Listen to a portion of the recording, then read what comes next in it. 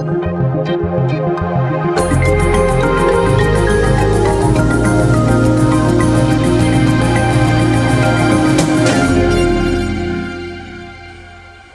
welcome back to the channel. Here today, the sustain pedal that just stopped working, and this is just pretty much it was a pretty decent sustain pedal. I had this one for like maybe 8 years. A nice metal lever switch on here. It's got a nice spring inside. Feels really nice. Made in Italy, and it's got the polarity switch on there as well. So this one has got much better than the cheaper ones that you can get. Those sort of squarish or rectangular-ish ones, which is what I had. A plastic one, which was really crap. It needs to have a lot of weight, and this one's really nice.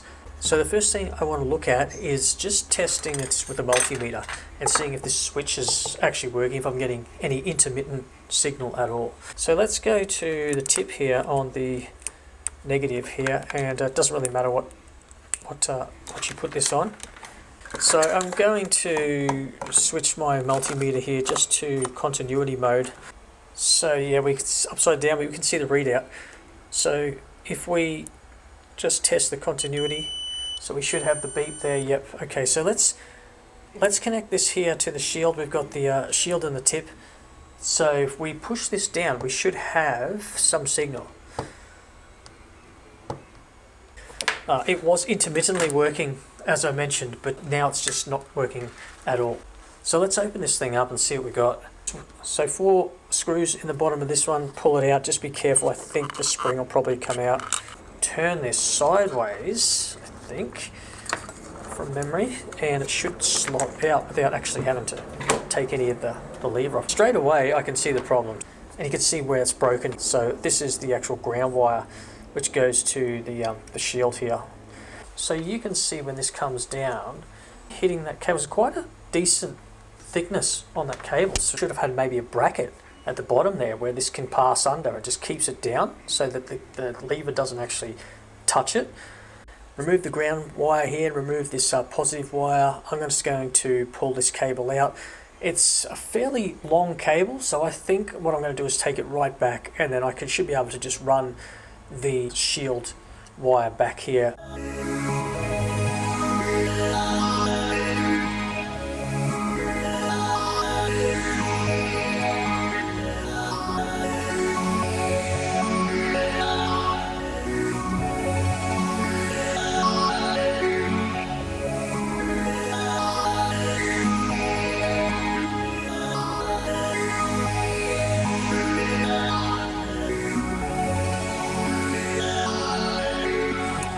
Okay, so what I ended up doing was stripping the cable right back. I ended up putting heat shrink on this shield cable and then running it up around the side here rather than over the top section. They've got the positive wire here that just runs back here. I've also set it up so that the actual cable is down underneath the circuit board there. So that's going to make it a little bit better, because when we push the lever, so there's no actual hitting the cable anymore. So I think that's going to solve the problem. Now I don't need to worry about binding this cable at the back here, putting a knot in it, because this does have a tab section here that comes down, and that actually ends up just locking that cable against the bottom plate there.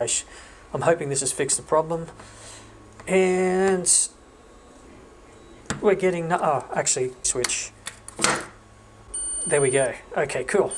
So yeah, nothing to this one. Thankfully, it was just a wire, and this can happen. So don't go throwing it away just yet. Open it up.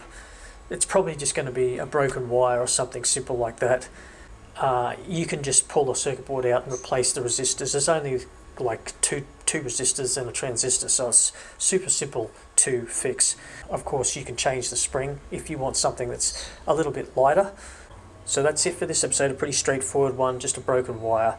So I want to thank everyone for watching, and I'll see you on the next project.